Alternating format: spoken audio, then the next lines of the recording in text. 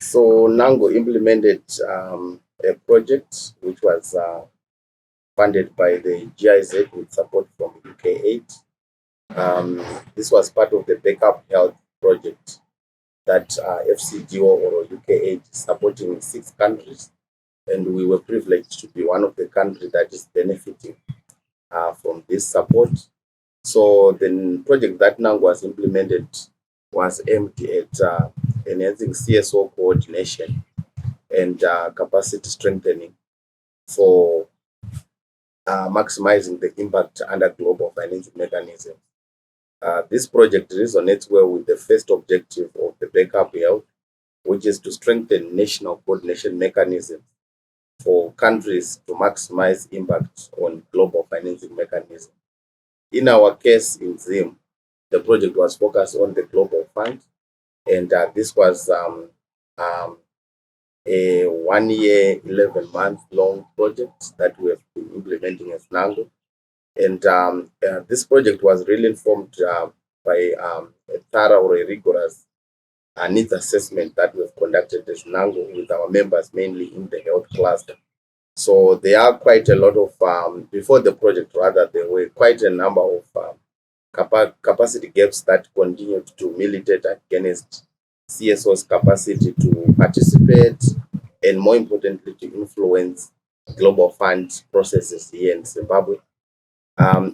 These capacity gaps actually include issues to do with program management and also monitoring and evaluation. And there is a lot of emphasis around community-led response, where civil society are required to come up with community-based models for generating data and information that can inform key decisions and also help to identify areas of need in as much as global fund support is concerned. So, as you might be aware, global fund focuses on 3 disease components, which are HIV and AIDS, TB, and malaria. And through this support, we were really looking at, closing the gap in terms of these capacity gaps, especially around the community-led response and community-led monitoring. So as NANGO, through the project, we adopted the community-based model, where we were working with various implementing partners or our members across the country, and we engaged 7 CBOs and CSOs that are into health to assist as enumerators and data collectors. And what we were doing, these organizations were trained on basics in terms of understanding the global fund structure, the roles of CCM, and also the different structures we have in terms of global fund architecture in the country. We looked at quite a number of issues: the role of PRs, which are the principal recipients, the sub-recipients, the sub-recipients. We also looked at even the role of the local fund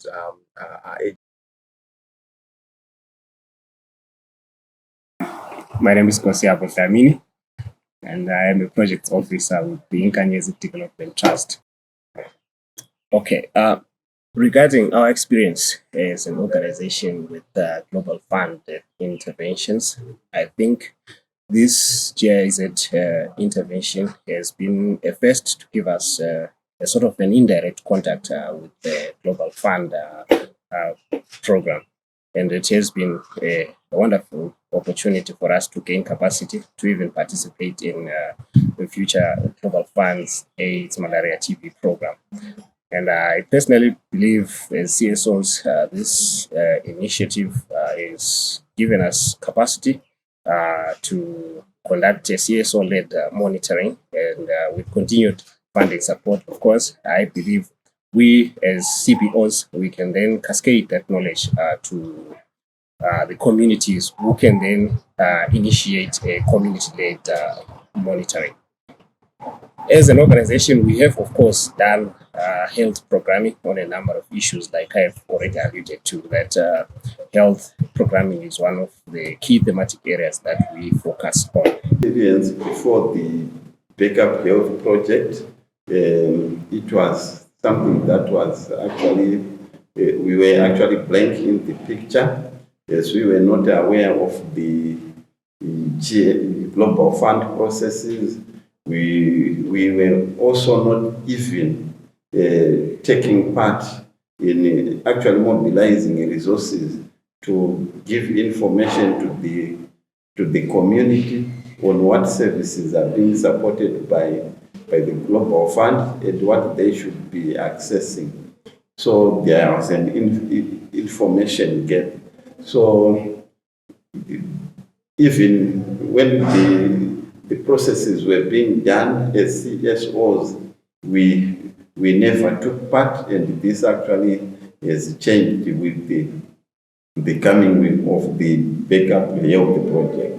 Along back, we used to have the Ministry of Health taking care of issues to do with AIDS and TB, and that was before National AIDS funding was done, and the National AIDS Fund was a local solution to have an AIDS response program using local resources. So AIDS Lab was introduced there. And then I happened to be one of the district treasurers when this project was launched. And then most of the programs or health-related issues like malaria, TB, and HIV were done through partners like the UN Family, UNICEF, World Health Organization as well. This we have seen this coming into through government and membership platforms, state membership. The way I understand it is that Global Fund is run by the CCM, the Country Coordinating Mechanism Board within a country, and that's where the Secretariat is. So it has got the UNDP, which is the PR principal recipient, and the SRA is the Ministry of Health and Child Care and FACT. So it has got some components within it, and it has got some different organizations or different members within the CCM. Like, for example, the people living with HIV, they have their representative within the CCM, the communities, the CSOs, and also the watchdog, which are the representatives of the communities and of the CSOs. In as far as challenges that have been faced by the sector in general, and maybe as an organization regarding global fund processes, I think the greatest of them all is information asymmetry. When you ask someone in general, someone who is in programming in CSOs, I think the only thing Global Fund that they will tell you is that they have seen vehicles branded Global Fund. Anything beyond that, it has been information that is privy to a few elite. So I believe information asymmetry is the greatest challenge when you're dealing with Global Fund processes.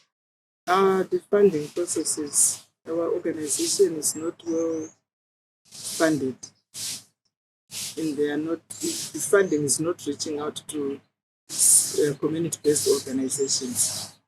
For us to be also capacitated and for us to sustain our organizations. My name is Makompore Ronzwatu. I'm the programs officer for Joint Dance of the organization. Then in terms of challenges faced generally by the organization or as a sector in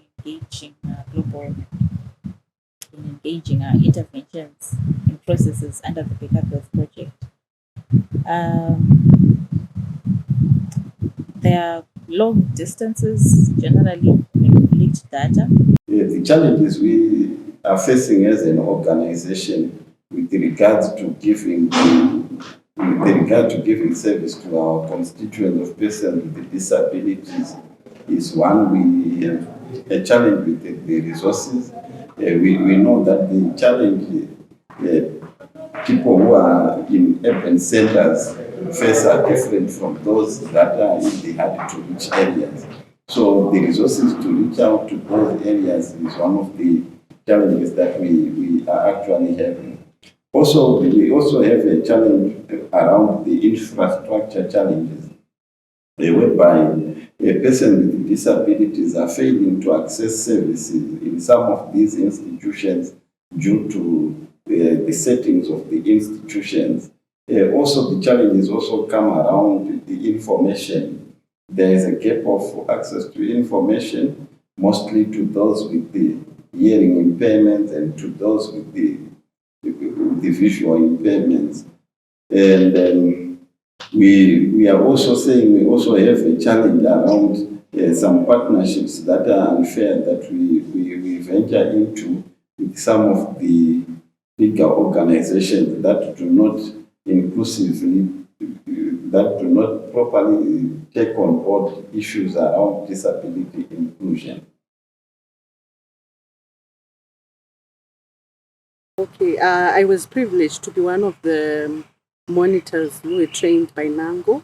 So NANGO was able to train us from the inception meeting to all the critical aspects of the Global Fund, the CSOs, how to gain capacity. I actually attended the comprehensive training by NANGO.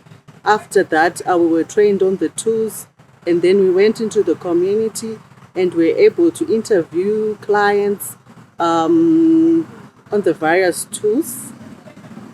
The GIZ BACKUP Health project has really presented an opportunity for us as community-based organizations to actively engage in the GF funding process through data collection. So like I had said, data collection is an ongoing process. It's an ongoing exercise that is done, or that should be done by all organizations implementing any work, whether be it health, be it gender, be it education. So I really think that this project really came at the right time, and it has really presented us with a good opportunity to be part of the funding request through generating data, which will then be synchronized, with other data that has been collected through different platforms, and ultimately feeding into the main or the country proposal. This project has really improved my knowledge and experience of Global Fund supported interventions, as well as Global Fund AIDS, TB, malaria processes. Prior to my participation in this project, I think my understanding of Global Fund was very limited. And however, through this BACKUP project, not only has my understanding improved, but I believe I can now strategically position even our organization to participate in future Global Fund processes, especially looking at issues to do with social accountability, lobby, and advocacy for women issues. And that is a niche that we specialize in as Inkanyezi Development Trust. I believe this initiative has really capacitated us as an organization and myself as an individual. Organization benefited on the community-led monitoring that we were doing. It managed to be well visible within the community, and it managed to reach out and identified some of the issues that people are facing. Like, for example, some are facing, they're still facing some side effects within the ARVs. So we managed to benefit hearing all those things and managed to submit those challenges to the Ministry of Health and Child Care. Has enhanced the capacity of various CSOs in promotion of resilient and sustainable systems for health. It has greatly enhanced coordination amongst partners at district level. People used to run with their own interventions, each one running according to their own interventions and targeting their own specific target groups. But we find that sometimes there was now duplication of efforts simply because CSOs have been a bit fragmented in how we had been approaching our work and our programming. That was before. So now there's more of collaborative effort, there's maximized impact, there's synergy, there's improved collaboration amongst partners in how different actors can ride on existing interventions, on existing projects to maximize the impact within the different communities that we thereby now capacitating further the community health structures or the community management structures for them to be able to stand on their own, to be in a position to now promote at their level, to promote resilient and sustainable systems for health. The BACKUP Health project has managed to strengthen our organizations, and it has also enhanced the capacity of our organizations. It has managed to, it has enabled us to access the relevant information with regards to the GF processes, as well as to rope us into the GF meetings, that we will also be able to contribute and also to access information and learn from other stakeholders. This it has also helped us to transmit knowledge to other organizations for persons with disabilities that we work with. I think it has strengthened the coordination mechanism because we have seen NANGO engaging with its members. We've been getting capacity building programs. We've got the enumeration project. So I really think it has strengthened the role of NANGO as a coordinating body. We have been actively monitoring a service delivery and using a service recipient tool that we developed, and this was now culminating into a report which we consolidated as a state of transparency and accountability barometer STAB, which we then used to engage various stakeholders, players, and decision makers, including our partners. So through this project, it really looked again at how to support civil society to meaningfully engage with Global Fund in-country processes, and this included the CCM constituents, feedback and consultative meetings. And more importantly, the project then also focused on mobilizing CSOs to effectively participate in the Global Fund Cycle 7 writing process, which commenced around mid-2022. So our support was really to look at how civil society can influence the review of national strategic plans, and in our case in Zimbabwe, we use the Zimbabwe National HIV and AIDS Strategic Plan, the NASP4. So coincidentally, the project actually coincided with an opportunity where in country there was a decision to come up with a 1-year extension addendum to the NASP. So through this work that we've been doing and the reports that we've been generating, we were able to participate meaningfully in the process and make sure that CSO priorities are part and parcel of the addendum extension. Then again, after the addendum extension, there were quite a lot of processes in terms of development of priority charter by constituents, and again, through the project, also working with other key actors and other civil society organizations, to mention the Zimbabwe AIDS Network and also Affect Zimbabwe. We were able to mobilize CSOs to identify the priorities, which culminated into a CSO priority charter, which we then used as our reference document in the development of the funding request for the new funding model, NFM4 or Global Fund Cycle 7. My name is Oscar Ndida. I'm the country coordinating mechanism for the Global Fund. We are in short CCM. So we are going to discuss the level of involvement and the participation of the civil society organizations in the Grand Cycle 7 preparation up to the writing process.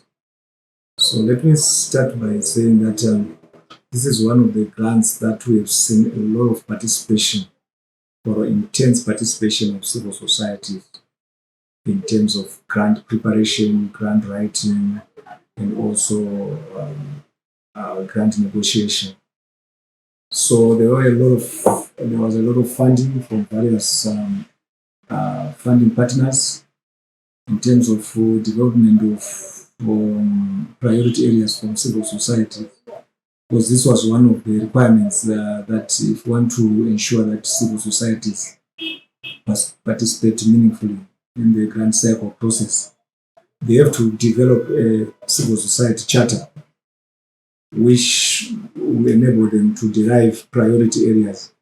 And then that document was also part of the requirements for the documents that we were supposed to submit to the Global Fund. So our CSOs participated fully in the pre-writing. They did a lot of consultations. We got support from the National AIDS Council, from IANASO, and also from GIZ. So this is evidence of participation by civil society in the grant cycle process. In fact, if we want to compare with the other stakeholders like government and bilateral and multilateral partners, civil society can actually confess that they did participate more as compared to other partners. So we are happy that at least our partners, funding partners, are also realizing that as we move forward, we need meaningful involvement of civil society in terms of the grant. And not only to come to the meetings and become passive listeners, but they have to map their own way forward in terms of identifying their priority areas, in terms of costing their interventions, and following up on the grant negotiation to ensure that the priority areas that they would have identified are part of the funding request. Post the submission of the funding request, that was in May 2023, we also engaged in various processes post-submission processes such as the review of the technical review panel comments, and also we were engaged during the grant making process where civil society were able to defend their priorities, which were part of the GC7. This time around, it was also quite critical that the Global Fund decided to go for a program continuation approach for Zimbabwe. So it was really key for us to use the reports that we were generating to demonstrate which interventions, especially under the resilience and sustainable systems for health component, which also encompasses the community system strengthening sub-module, which civil society are the primary recipient, and we actually have the civil society organization as a sub-recipient for that. So I think it was quite important, and about 69 CSOs were mobilized to participate throughout the Global Fund Cycle 7 process. So my recommendations to the CCM, to NANGO, and also to supporting partners. The first one I think would be to NANGO and to the CCM under community engagement. Maybe I recommend that we increase these community engagements through feedback meetings or platforms. The country coordinating mechanism, I would say, in line with our national development strategy, that is NTS1 and SINAS 4, I would encourage the CCM to engage more with community-based organization in terms of community system strengthening. That is, you capacitate CBOs to further capacitate the end users of global funded support to hold duty bearers accountable. This will increase on transparency and also improve, also validate the CCM application that they may be lodging to the Global Fund. Secondly, I would encourage the CCM to improve on information dissemination regarding the entire processes of Global Fund. This will enable us as stakeholders to contribute accordingly and participate, thereby increasing transparency as well as local ownership of global funded support. The CCM, I think we have noted with the concern that CCM should help local stakeholders or the civil society to be able to access global funding. So as we move forward, we think that from the lessons that we learned, we need capacity building of civil society organizations. Civil societies can actually sit down and then say, who are some of the key persons that we can capacity build? We have got a thorough understanding of global fund processes. Because not everyone, we have to agree that not everyone will become a resource person. But we are gifted in different fields. Some have skills in documentation, some have skills in writing, some have skills in advocacy. So civil societies have to understand that and they have to identify a pool of resource persons. And this capacity building has to start early. Before, like now, we know that the current grant runs up to 2026 December. We can start now at the onset of this new grant to equip the potential resource persons amongst the CSOs so that they'll be able to develop proper writing skills, understand global fund language, learn from other countries what are some of the successes and what are some of the challenges in terms of civil society interventions. Where we then do not then say, as we start about to write, that's where you start looking around who's going to do what, who's going to do the writing, who's going to do the advocacy. That's where we create challenges. So from the lessons that we learned, I think we will then urge our partners to set aside, we know that partners like UNDP, they've got a capacity building budget. Over 2 years, that capacity building budget is not been utilized. And we are quite certain that if we and civil society sit down and negotiate with the UNDP, we might be able to utilize some of that capacity building grant so that we equip our CSOs with the adequate skills so that they become resource persons in their own right. So, because they are the ones who know what their needs are, what their challenges are, and how to overcome some of those challenges. Question is that in future we are actually also going to continue strengthening the capacity of CSO so that as implementing partners again, they will be able to apply and also be able to be implementers of some of the support, especially under malaria and under TB. So now to focus on what are some of the things that probably we might think of going forward.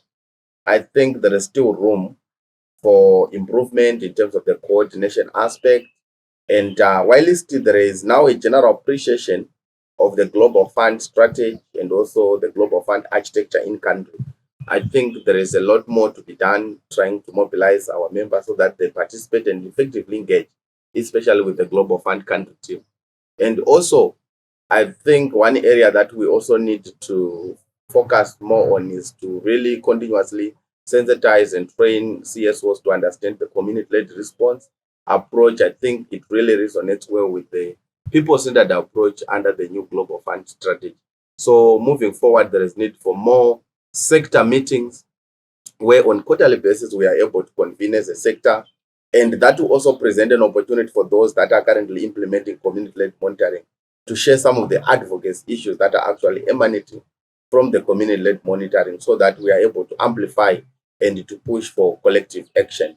And again, I think as civil society, there is also an opportunity for us to lobby for an increased allocation in terms of our module around community system strengthening, and have more implementing partners who are civil society. And for us to be able to do that, we need to understand the pre-award assessment, the capacity needs for us to be able to really be engaged as implementing partners under the GF. And I think going forward, the issues of institutional strengthening is really important, and also making sure that we continue to prepare our communities to be better prepared for them to champion the community-led response as a clarion call, especially from the UNAIDS and other key stakeholders in the HIV response arena. Thank you. So we are very grateful to GIZ that they did offer financial support in terms of CSO support, in terms of GC7 preparation and during the writing. They did set aside quite a considerable amount of money for this process. So what we then feel what needs to be done between GIZ and other funding partners is to ensure that the process of supporting CSOs should start a bit early. Let's say maybe a year before, because it takes a lot of time to build the capacity of CSOs.